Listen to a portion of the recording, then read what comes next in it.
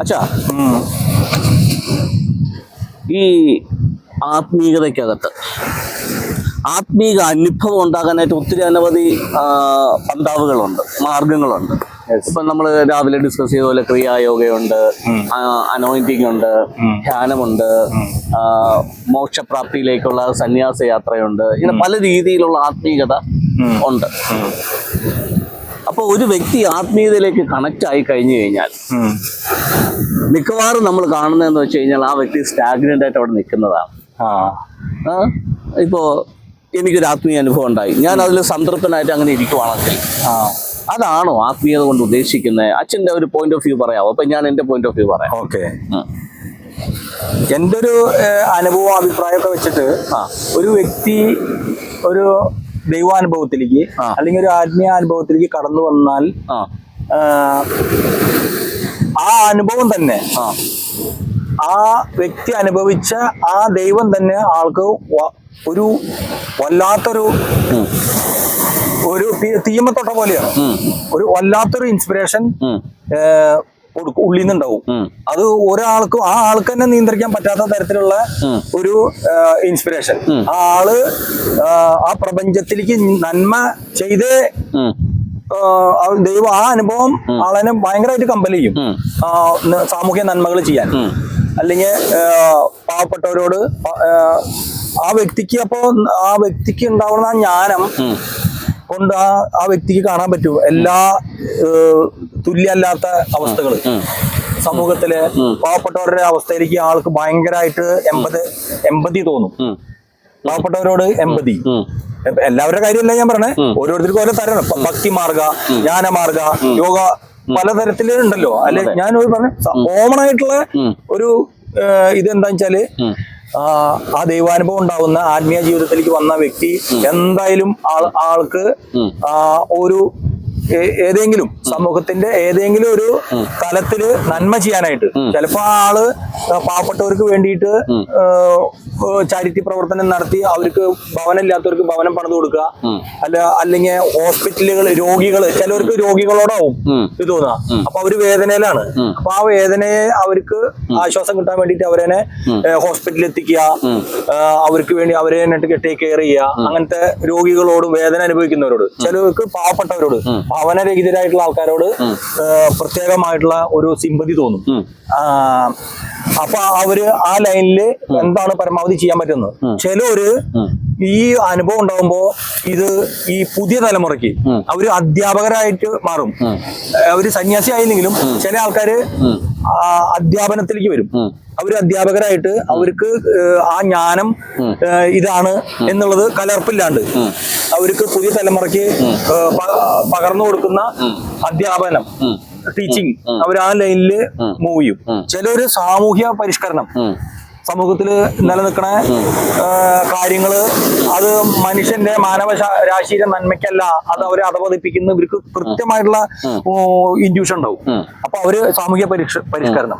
ചിലര് ഇത് മലിനീകരണം, പ്രകൃതി ആണല്ലോ ദൈവം. അപ്പൊ ദൈവത്തിന് ഇങ്ങനെ ഒരു ദൈവിക അനുഭവം, ആത്മജ്ഞാനം ഉണ്ടാവുന്ന സമയത്ത് ആൾക്കാർക്ക് ശക്തമായിട്ടുള്ള ഇൻസ്പിറേഷൻ കൊടുത്ത് നമ്മള് കുറച്ച് നേരത്തെ പറഞ്ഞു. ഇപ്പൊ മനോജി തന്നെ പറഞ്ഞു, നമുക്ക് ഇവിടുത്തെ ഈ പ്ലാസ്റ്റിക്കും ഈ മാലിന്യമൊക്കെ നിർമ്മാർജ്ജനം ചെയ്ത് ഇവിടെ ബോർഡ് വെക്കണം എന്ന് പറയണം തന്നെ ഇതിന്റെ ഒരു ഉദാഹരണമാണ്. അവരത് ചെയ്യും. പിന്നെ ചിലര് ഈ യോഗയായിട്ട് ബന്ധപ്പെട്ട് ഈ പുതിയ തലമുറയെ ഇതിലേക്ക് എത്തിക്കാനായിട്ട് ഇവർക്ക് എങ്ങനെ ഈ ഉണ്ടായ ഈ ആത്മീയ വെളിച്ചം എന്ന് പറഞ്ഞാൽ ആ ആത്മീയ ബോധം, ആ ബോധോദയം അല്ലെങ്കിൽ ആ ദൈവാനുഭവം അവർക്ക് എങ്ങനെ പകർന്നു കൊടുത്തിട്ട് മറ്റുള്ളവർക്കും കൂടി ഈ വെളിച്ചത്തിലേക്ക് ഈ മാനവരാശിക്ക് പ്രകാശമാവാനായിട്ട് ഇവർക്ക് എങ്ങനെ സാധിക്കുന്നുള്ള രീതിയിൽ അവര് യോഗയുടെ മെഡിറ്റേഷൻ, യോഗ ഇതൊക്കെ കണ്ടക്ട് ചെയ്ത് ഇതിനൊരു ആൾക്കാരെ ഒരുമിച്ച് കൂട്ടി ഓർഗനൈസ് ചെയ്ത് അത് ചെയ്യും. അപ്പൊ ഏതെങ്കിലും ഒരു ലൈനിലേക്ക്, ഇതിൽ ഇപ്പൊ കുറെ പറഞ്ഞില്ലേ, ഏതെങ്കിലും ഒരു ലൈനിലേക്ക് ഇവര് അനുഭവിച്ച ആ ഒരു ദൈവാനുഭവം അല്ലെങ്കിൽ ആ ആത്മജ്ഞാനം ഇവര് ചാനലൈസ് ചെയ്യാനായിട്ട് ശക്തമായിട്ട് ദൈവം ഇവരെ പ്രേരിപ്പിക്കും. ഇതില് മനോജി പറഞ്ഞോളം ചിലരുണ്ട്, അവര് ഈ പ്രകൃതിയായിട്ട് ശക്തമായിട്ടുള്ളൊരു ആകർഷണം തോന്നും. അവര് കാട്ടി കയറി പോകും. അവര് പിന്നെ വനത്തില് സകലതും ഇതഴിച്ച് അവര് കായും ഇതും പറിച്ചു തിന്ന് അങ്ങനെ ഒരു കന്യാസ്ത്രീക്ക് അങ്ങനെ ഒരു അനുഭവത്തിന് ശേഷം വർഷങ്ങളായിട്ട് വനത്തിലാണ്. പുലിയും കുറുക്കനും ആനയും ഒക്കെ ഒന്നുമില്ല. ആ പുള്ളി ആ പൊക്കോളാൻ പറഞ്ഞ അവരങ്ങോട്ട് പോകും. അത്രമാത്രം പ്രകൃതിനെയും മൃഗങ്ങളെയും സ്നേഹിച്ച് കാട്ടിൽ വസിക്കുന്നവരും ഉണ്ട്.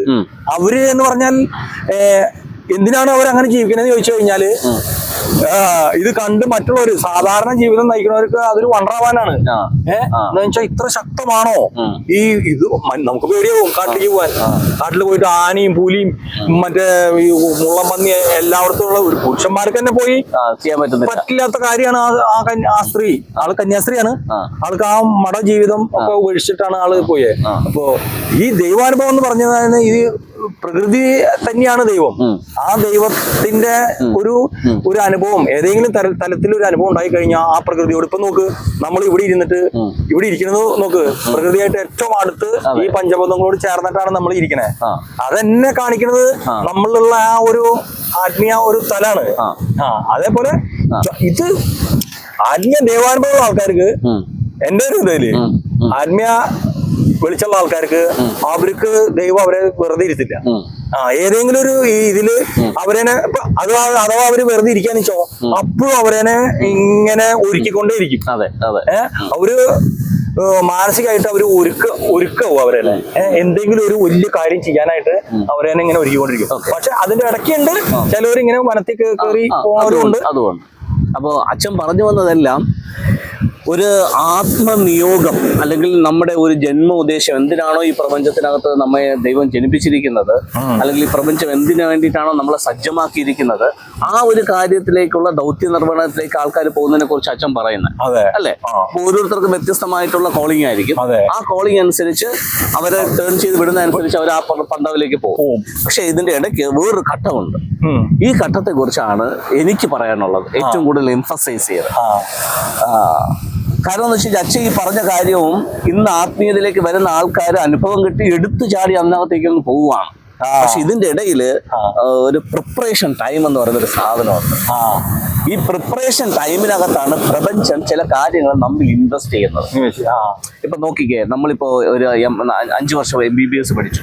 ഈ MBBS പഠിച്ച ആ വ്യക്തിയെ ഡയറക്റ്റ് ആയിട്ട് ഡോക്ടറായിട്ട് അപ്പോയിന്റ് ചെയ്യല്ല. ഇതിന്റെ ഇടയ്ക്ക് ഒരു വർഷത്തെ ഇന്റേൺഷിപ്പ് ഉണ്ട് ഇല്ലേ? എല്ലാ ജോലിയിലും ഒരു ഇന്റേൺഷിപ്പ് ഉണ്ട്. നമുക്ക് IAS IPS ഇതിന്റെ ഇടയിൽ ഒരു ട്രെയിനിങ് പ്രോഗ്രാം ഉണ്ട്. സോ ഇതേപോലെ ഒരു ആത്മീയ അനുഭവം കിട്ടിയ വ്യക്തിക്ക് പ്രാവർത്തിക മണ്ഡലത്തിലേക്ക് കടക്കുന്നതിന് മുമ്പ് പ്രപഞ്ചം ഒരുക്കുന്ന ഒരു ട്രെയിനിങ് പ്രോഗ്രാം ഉണ്ട്. ഇത് ഇല്ലെന്നുണ്ടെങ്കിൽ ആ വ്യക്തി ഗുണത്തെക്കാളൊരു ദോഷം. അത് ശരിയാ. അപ്പൊ ഇവിടെയാണ് ഏറ്റവും വലിയൊരു കറക്ഷൻ നടക്കേണ്ടത്. പക്ഷെ അൺഫോർച്ചുനേറ്റ്ലി എല്ലാവരും ഇന്ന് ആത്മീയ അനുഭവത്തിന്റെ പിന്നാലെ പോകുന്നു. അടുത്ത ദിവസം പ്രവർത്തന മണ്ഡലത്തിലേക്ക് ചാടുന്നു. ഇന്ന് നമ്മൾ മീഡിയയിലെല്ലാം കാണുന്നുണ്ടല്ലോ. കുറച്ചു നാൾ കഴിയുമ്പോ ഇവരെല്ലാം വന്ന സ്പീഡിനേക്കാൾ പുറകെ കാണാണ്ട് തിരിച്ചു പോകും. തിരിച്ചു പോകുമ്പോ ഇവര് എന്ത് ഉദ്ദേശത്തോടുകൂടിയാണ് വന്നത് അതിന്റെ ഡബിൾ അവര് വേറെ നെഗറ്റീവായിട്ടുള്ള രീതിയിൽ സൊസൈറ്റിയിൽ നിൽക്കുകയും ചെയ്യും. ഇന്ന് കണ്ടിട്ടില്ലേ ഈ നിരീശ്വരവാദികളെന്നോ അല്ലെങ്കിൽ യുക്തിവാദികളെന്നോ പറഞ്ഞ് ഇന്ന് നിൽക്കുന്ന ആൾക്കാരെല്ലാം ഇത്തരം ആത്മീയ അനുഭവങ്ങൾ ഉണ്ടായ വ്യക്തികളാണ്.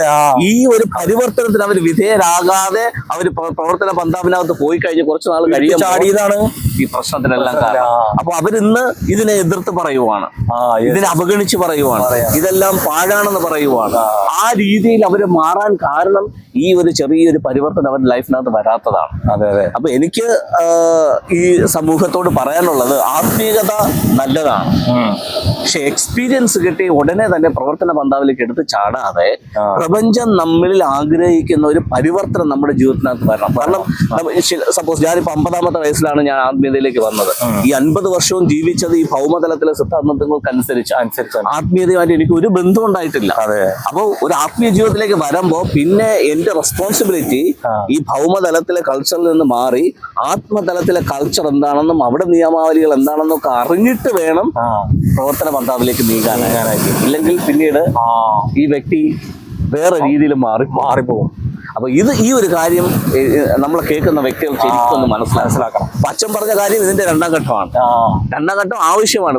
അതായത് സ്പിരിച്വാലിറ്റിയിൽ വന്നു കഴിഞ്ഞതിന് ശേഷം എവിടെയെങ്കിലും പോയി ഈ ഇരിപ്പ് ഫുൾ ടൈം ഇരിക്കാനല്ല. പ്രാവർത്തിക മണ്ഡലത്തിനകത്ത് അവർക്ക് ഒരുപാട് കാര്യങ്ങൾ ചെയ്യാനുണ്ട്. So അതിന് മുന്നേ ഈ ഒരു ട്രെയിനിങ് പ്രോഗ്രാം, ഒരു സെൽഫ് ട്രാൻസ്ഫോർമേഷൻ, അതിന് വേണ്ടിയിട്ട് പ്രകൃതിയിൽ നമ്മൾ വിധേയപ്പെട്ട് കൊടുക്കുക എന്നുള്ളത് ഒരു അത്യന്താപേക്ഷിതമായ ഒരു ഘടകമാണ്. തീർച്ചയായും അത് മനോജി പറഞ്ഞത് 100% കറക്റ്റാണ്. അപ്പൊ ബാക്കി എല്ലാ കാര്യങ്ങളും അച്ഛൻ പറഞ്ഞത് രണ്ടാമത്തെ ഘട്ടം. ഈ ഒരു കാര്യം കൂടെ ചേർത്ത് വെച്ച് കഴിഞ്ഞാൽ അത് വളരെ മീനിങ്ഫുൾ ആവും.